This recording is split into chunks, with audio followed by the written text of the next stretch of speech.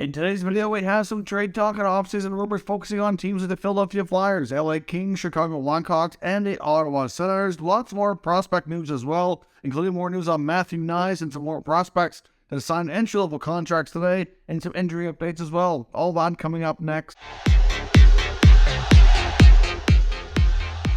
So welcome back to another video here, Top Shelf Hockey. As I mentioned, we have a lot of news to cover here today. First up, let's get started with news from NHL players' safety. We learned today that the Anaheim Ducks center wings Ryan Strome has been fined $5,000 for unsportsmanlike conduct in their game the other night against the Colorado Avalanche. So obviously, the Department of Player Safety feels like Ryan Strome went above and beyond what's acceptable and decided to lay down the law. $5,000 for that type of offense is the maximum allowed under the CBA. I know it seems like pennies on the dollar when these guys get fines, but ultimately that is how the system is set up. Now on to a lot of prospect news today.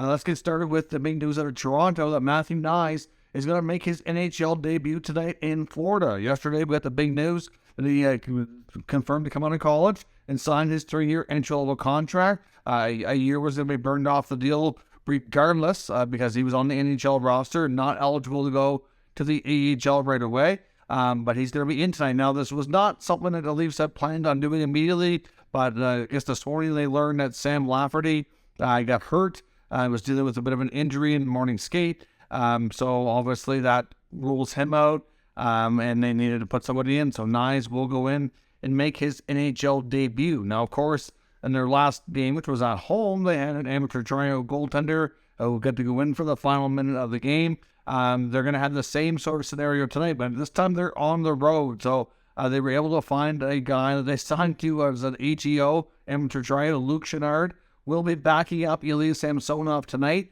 I thought the Maple Leafs would be eligible and able to call up Joseph Woll from the American Hockey League and take him on the trip on an emergency basis, because when you're on an emergency basis, you are allowed to exceed the salary cap.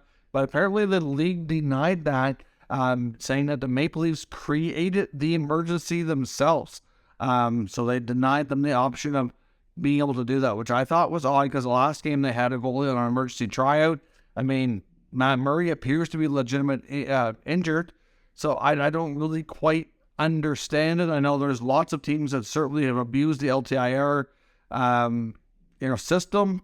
I don't know why all of a sudden this would be such a big thing, but ultimately the NHL has made that decision. It's confusing. I don't understand why, but that's the way she goes. Hopefully Samsonov can get through the game just fine tonight, and they don't need another goaltender. Obviously, if they do, he'll be there. He'll play. I'm sure Luke Chenard would love to get into some action. This game is certainly much more meaningful for the Panthers than the Leafs, although I'm sure the Leafs will still want to finish the season strong and be ready for playoffs. Don't want to create any bad habits or anything of that nature. So we'll see how Matthew Knies works here on his debut. Sounds like he's going to be playing on the third line with a couple of veterans, I think with Kampf and Kerfoot. Sheldon Keefe mentioned that he wants to kind of give him some sheltered minutes to start, but they're playing 11-7, so they're 7D, 11 forward. So obviously that is going to create some shuffling from time to time, and we might see Matthew Knies with some of the more offensively gifted players a few times throughout the game. So we'll see how things go for him. Shane Wright, of course, the 4th overall pick in last year's draft, like I mentioned the other day, had his season in junior abruptly come to an end. Of course, he went back to junior to be traded to the Windsor Spitfires, hoping for a long playoff run, and they were eliminated in the first round, and actually they were swept. So we're horribly wrong, anything but what they were thinking when that was done. And so this season in junior is over. The Seattle Kraken, of course, are heading for the playoffs, but for right now, considering he's been away from the team for some time, and when he was there, he wasn't playing a lot. They have a fairly deep forward group right now. It doesn't make sense to bring him there just to sit, so he's going to go to the AHL and play for the Coachella Firebirds right now, and we'll see. He could be a playoff call-up should they need somebody, or depending on how the Kraken do, if they're able to go past the first round or not. But that's where he'll likely wrap up the season as in the American Hockey League. Some other prospect goalie signings today. We got the San Jose Sharks signing goalie prospect Magnus Cronin. He's a 2018 draft pick, actually originally taken by the Tampa Bay Lightning. Swedish goalie who's 6'4", 210 pounds. Played 4 years at the University of Denver. Obviously never signed with Tampa, became a UFA. So the Sharks will sign him. It looks like he has good potential. Obviously more mature prospect, so we'll see how that goes in San Jose. They're going to obviously be going in a new direction next season, continuing their rebuild here. We also saw another goalie signing as well, the Chicago Blackhawks. I'm not sure if the team has announced this, but it's come from enough trusted media sources to be verified. The Chicago Blackhawks are signing one of their top goalie prospects in the system, Drew Commesso, who gets his 3-year ELC. So he played for BU, so he's leaving the Terriers to heading to sign in the NHL. So that will commence next season. So Commesso should be a pretty solid goalie prospect here for Chicago. Hard to say where he'll start the season next year. Obviously, they could very well let him take his time developing and playing the American Hockey League for a period of time. We also seen as well the Anaheim Ducks have signed prospect Jackson Lacombe, who's a 2019 second-round pick defenseman, 6'2", 200 pounds. Another player who comes from the program at the University of Minnesota, which had a phenomenal year, and unfortunately for them, just came so close and lost in overtime in the college hockey championship game. Now, speaking of some more players from that championship tournament, the Arizona Coyotes actually have a couple of players that they're looking at. One from that tournament, one from another school. The Coyotes are talking with 7th-round pick from the 2021 draft, Sam Lipkin, who was actually involved in the game-winning goal for Quinnipiac. He was the one who set up the game-winning goal and made a nice pass to get it over, to get it in the net and then score the overtime winner with 10 seconds into overtime. They don't have a firm decision as of yet, but they are talking to him, trying to see if he's interested in signing and going to the NHL. So another player who was a late-round pick, but has progressed nicely in the college system, and looks like he might have some decent potential there. And another player from the Coyotes as well, a 2019 third-round pick, John Farinacci, who was with the Harvard program at Harvard University, is expected to not sign, and he will officially become an unrestricted free agent later this summer. So he's expected to explore opportunities and other organizations. Now, on to some other news around injuries. The Washington Capitals today confirmed that winger TJ Oshie has been shut down for the remainder of the season. There's no point in him playing the team's final couple of games. Obviously, they're out of the playoffs.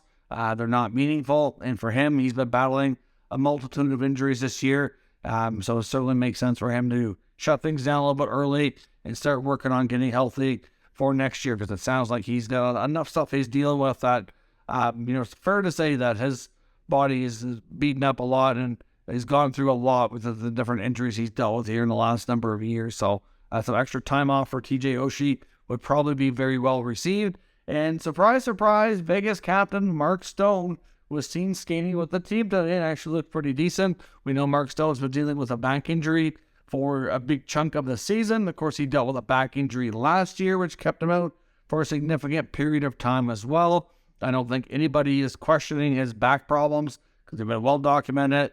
He's had numerous procedures involved, but I just think that don't be surprised you get some people get their feathers ruffled here over the fact that he certainly, magically starts skating right before the playoffs. If he's ready to go for game one, then that's certainly what people complained about with Tampa when they had the Kucherov situation a couple of years back. All of a sudden, Kucherov's out all year, and, game one, he's ready to roll. Of course, Vegas put him on LTIR. He used his cap space to acquire other talent, and now you add him back in the mix, and suddenly you're that much stronger. I'm not saying that Vegas did anything wrong, because they certainly did not. That is how the rules are laid out. But I'm just saying that I know a lot of people complain about the Lightning a couple of years back, and leading them to a Stanley Cup. And I'm sure that, people are going to complain about this as well for Vegas and Mark Stone. But hopefully for Stone's sake, his back is good and he can actually play, because he's a huge part of that team, and he's missed so much time now between this year and last year with that nagging back injury. Now, on to the rumor section of the video. Some things that we may or may not see through the offseason. Of course, I want to start with the Ottawa Senators. Pierre Dorion talked to Ottawa media today. And it's going to be doing another media availability on Monday as well once the season wraps up. But ultimately, he says, in regards to Alex DeBrincat, because I don't know, obviously at this point, DeBrincat's a pending RFA, was their prized acquisition in the offseason. To me, he's had a really solid year in Ottawa. I know he's not up there with 40 goals like some people were hoping or expected, but he's scored 40 goals twice in his career. He's also had numerous seasons where he's hit 25, 32. So it's not like this is completely unusual. 2 games to go. He could still hit 30 goals on the season. He's going to have, around 70 points or better. Like, he's had a real solid year. He's an underrated playmaker, and I think it's fair to say he's fit in nicely with this group. I think there could be some tweaks, though, to make things even better for him. But at the end of the day, Pierre Dorion made it clear that DeBrincat is not going anywhere. So their hopes is to sign him to a long-term deal. And he said even if they get to the point where the qualifying offer has to be issued, because a lot of people made a fuss over that, because the way his contract was structured, he's due a 1-year deal at $9 million. He said that they will do that if they need to retain his rights, and they continue negotiating and getting him signed. And then ultimately, we'll see what happens. But their goal is to sign him long-term, and that's certainly not, a trade is certainly not anything they want to consider. They also mentioned as well that he's very interested in bringing back Erik Brannstrom, who's also going to be an RFA, who has certainly emerged this year, showing a lot of potential as well. And he also mentioned that he's going to talk to the agent for Travis Hamonic, and they said if they were able or willing to offer a new contract, that they'll be letting them know as soon as they can after the end of the season, so they can kind of look for other opportunities if they need to. But it was believed that they were interested in maybe short-term deal. I think that if anything, it'd be like a 1-year league minimum deal, and he's going to have to accept the fact that he's not a necessarily everyday player, maybe a number 7 guy on the team as a depth piece, but we'll see. I know he's made it clear he'd like to stay. I think he serves a purpose, but we'll see what else Pierre Dorion has to say about the Senators' future of this offseason coming up here next Monday. Now on to the other rumors of the day. With Jonathan Toews in Chicago, there's all Chicago media talking about the fact that he's kind of relishing his final days of the regular season here. Still a lot of uncertainty and not really clear if Jonathan Toews is going to retire or continue playing next season. But one thing seems to be pretty clear is he's accepted the fact that his days in Chicago are pretty well over with, and he's just kind of taking in, relishing the memories, and enjoying his final days to wrap up this regular season, being thankful that he was able to come back and play these last few handful of games to kind of, make sure that he could be a part of the team during the remaining part of his contract here. But certainly, not really clear what the future holds. I know Toews has been asked a few times about his future, and he said he's not really sure where things are going. He'll see what happens in the offseason, but it's likely either going to be retirement or playing on another team. It's hard to imagine him playing somewhere else, but hey, Patrick Kane has done it so far, and he's looked pretty good with the Rangers, so we'll see what happens with Toews. But this could be the end of the road for him completely.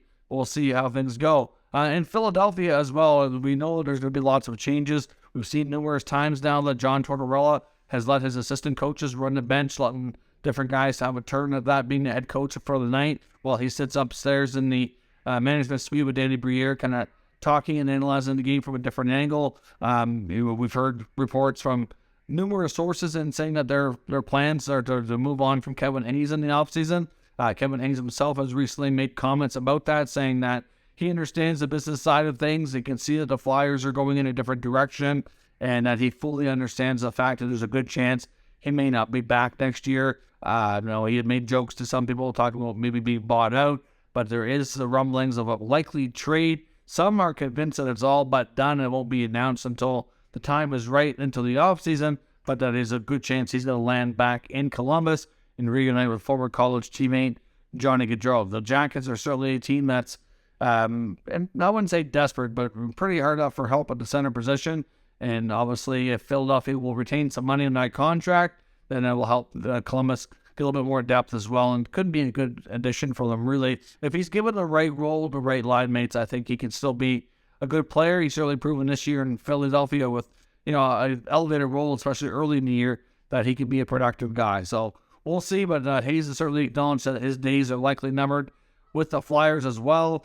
Still some talk as well that Ivan Provorov could be a target of the Los Angeles Kings. We've seen the Kings go after Gavrikov at the deadline. It might be difficult for them to retain him in the offseason.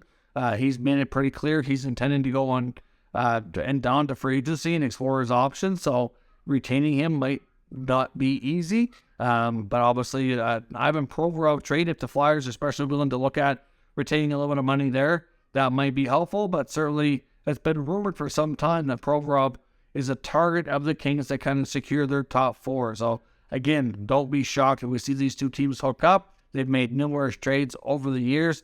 and Provorov could be a good fit there in Los Angeles. And Tony DeAngelo's another guy. I mean, he obviously came to Philadelphia, bit of a homecoming for him, signed a 2-year contract, came from Carolina, who had a real solid year last year, but at the end of the day, Carolina is pretty stingy. That was what they're willing to pay. But if they don't want to pay you, they're going to pay you a certain amount, and that is it. And that's the way they handle their business, and they'll tell you, this is the maximum we're going to, and if you think you can get more, go to the open market. And they ended up moving him to Philly, which, like I said, is a homecoming for him. He signed a 2-year contract, and it hasn't really worked out the best. Obviously, Tortorella has scratched him numerous times as a healthy scratch, and if Torts is not going anywhere, I would suspect there's a good chance that Tony D will be. I mean, he'll have 1 year left on his contract, so again, wouldn't be shocking if they consider a buyout like the Rangers did when he left there. Otherwise, maybe a trade. I'm not sure if they'd have to retain any money or not, but I don't think Tony DeAngelo, one way or another, has a future in Philadelphia. The way things have gone with Tortorella the number of times recently, he's been a healthy scratch. As much as he can kind of produce some offense from the back end, I don't know that he's going to be sticking around there. And you got to wonder how much longer this guy's going to be able to last in the NHL, considering how many people he's kind of rubbed the wrong way over his time there. So we'll see, but another player I fully suspect to be on the move. So that is your new rumors for today. Let me know your thoughts on them down in the comments. Again, lots of NHL action tonight that will impact the playoffs. We get the Panthers playing the Maple Leafs. The Islanders are in action. Lots of teams are playing for their playoff lives tonight. The Jets, the Flames, etc. So certainly we'll have a much more clear picture, hopefully, of the playoffs starting tomorrow. Let me know your thoughts on all that and more down in the comments. We'll talk further. If you're new to the channel, make sure you subscribe and stick around. We'll keep you up to date with the latest news, rumors, and analysis of all 32 NHL teams. Thank you for watching, and I'll catch you next time.